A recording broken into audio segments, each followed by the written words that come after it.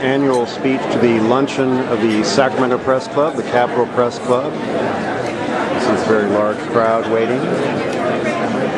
Somewhat chilly crowd, and the doors open because the governor, due to his, I suppose, his Black Forest heritage, likes it cold. Okay, if I can have your attention, folks. We're going to get going here with the proceedings. Let me just make a brief announcement. Then obviously you've got somebody you want to hear from here, much more than me. Next month's luncheon, Governor, you might want to know who's going to be here after you next month. Speaker of the Assembly, Fabio Nunez, some guy that you know a little bit. He'll clearly have his own thoughts on the happenings in 2007. We'll try to compare that some to what the governor says today and see what you can make of that. So that'll be February 13th, back here at the Sterling Hotel, Tuesday, February 13th. Well, let me introduce our speaker here quickly and let him come up and visit with you. We've been fortunate here at the Sacramento Press Club to honor every governor of California for more than 4 decades. This is the 4th visit from the current chief executive. Every visit has offered us something a little bit different. And after his remarks, we'll do a Q&A. If you'll just raise your hand and give us your name and affiliation. My honor to welcome to the Press Club the 38th governor of California, Arnold Schwarzenegger.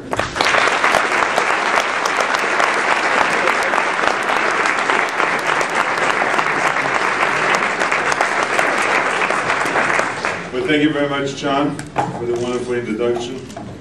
I have everything under control here. Don't worry about anything. It's my security blanket, so I'm going to have that close by.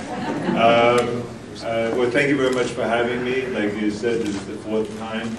I did not prepare a speech because I think that I've given plenty of speeches lately. The inaugural speech, and then the State of the State, and then the State of the Health, and then the budget speech. So, I mean, I've said pretty much everything that needs to be said in formal speeches. But I do want to just say that I think that our state, as I said in my State of the State address, is in great shape. I'm very happy that our economy is booming. I'm very happy that we have the highest revenues in the history of California. I'm extremely happy that we have the lowest unemployment rate in 30 years. I think that what we have accomplished last year, made us get national attention. Not me alone, but I think the legislature, I think the state of California, because we accomplished so many great things during election year, which was kind of unheard of in other states, especially in the federal government, where they didn't get much done at all. And so I think that created a great momentum. Like I said in the State of the State, that we started that climb last year. And I think that we have a good opportunity to continue that climb this year. I think that we can get to the top of that mountain. And I think that California has the greatest potential. It is the greatest place in the world without any doubt. And so I think that we have presented a very aggressive agenda for this year. And I think you always have to set the bar high.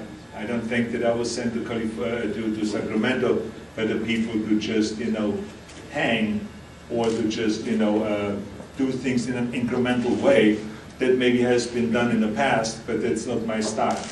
I always like to do things in a big way. Sometimes they work, sometimes they don't. But the only way that you know that you can lift 500 pounds is if you put 500 pounds on a bar. This is as simple as that. You learn that in sports, and I think that's the way it works also here with this. And so I'm looking forward working with the legislature and with the Democrats and the Republicans to accomplish all those things. If it is healthcare reform, if it is to continue building our infrastructure that needs very badly, to continue the building of our schools, expanding our universities, our transportation system and all that, above the ground water storage, prisons and so on. I think it is very important that we create accountability in education. So there's many, many things that we have on the plate, and I'm looking forward to working with them on all of those things. Now I'm more than happy to answer some of the questions that you may have. Guys, microphones. The country has a goal when it comes to where do we want to be with when it comes to fossil fuel. Do we want to continue increasing the usage of fossil fuel? Do we want to continue relying on OPEC, and every time someone coughs in the Middle East that we all of a sudden have a price change here in our country? Do we want to continue this, or do we want to create alternative fuel? Because the technology is available.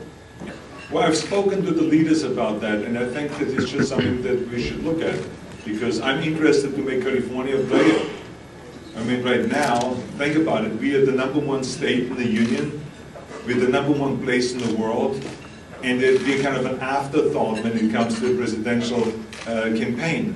I mean, all those guys come out here and they clean up, and they take the money and they run. Millions and millions and millions of dollars, both parties. But we are not part of the decision making. Or that they're even coming here and campaigning here. Because they just write it off because California isn't relevant. So what we want to do is we want to make California relevant. And I think the way we make it relevant is this state is by moving up the primaries maybe to February. So there's something we talked about, and I think that that is something that we should shoot for. Yes, please. George Skelton, LA Times. Hi.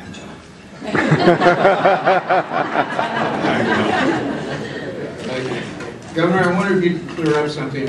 Are you leaving the impression that you may endorse a Democrat for president?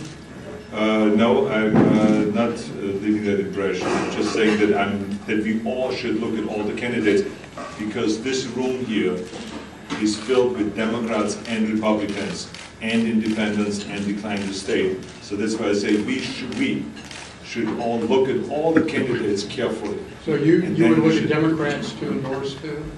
Say again? You would look at a Democrat to endorse possibly?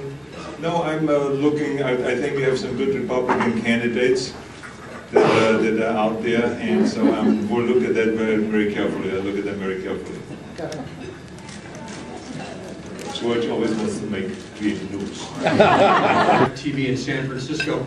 You raised some eyebrows last weekend when you seemed to endorse President Bush's plan to send 20,000 troops to Iraq. What exactly is your position on that and on the war? Well, I think that, first of all, it is important to say that I don't have the information that he has. So I just hope that he makes the right decision by what he's doing, by sending more troops. I personally believe that we should not turn our back on Iraq and just walk away now because a few mistakes were made. I think we should give it everything, but we should set a deadline and a timeline of when we pull out. I think we should make it very clear to the Iraqi government that we're not going to stay there forever, that at the end of this year, they have to be self-reliant and they have to create a military as quickly as possible that they can take care of themselves. So I think that's the way I see it, and I think that we can pull out of that in a victorious way. I think that's very, very important, especially with what's going on right now in the Middle East. Yes. That maybe your plan is too much to do all in one fell swoop, and that maybe it needs to be done incrementally, starting with universal health care for children. Would you settle for that this year? No, absolutely not, because I think that we should not piecemeal this. I think that we should take it as a comprehensive approach. I think that we have the talent here. We have the intelligence in this building, in our capital, that to get our act together and to come together and to make a great decision and to create the reform. And I'm not saying it has to be exactly what I've proposed. That's why I said in my State of the State, all the offers, everything is on the table. I want to get as much input, as much good knowledge and participation as possible. I am looking forward to hearing from the Republicans of what their version is, what they like, what kind of healthcare reform that they like to see. I think that if we all then get together, I think we can do it. I think there's no reason to right away say, well, wait a minute, let's not go and shoot for this big goal. Let's go and start settling just for healthcare for all the children. I think that there's no reason, we have the time now, let's go and solve this problem once and for all. It has been a problem for decades. I think this is the year to do it.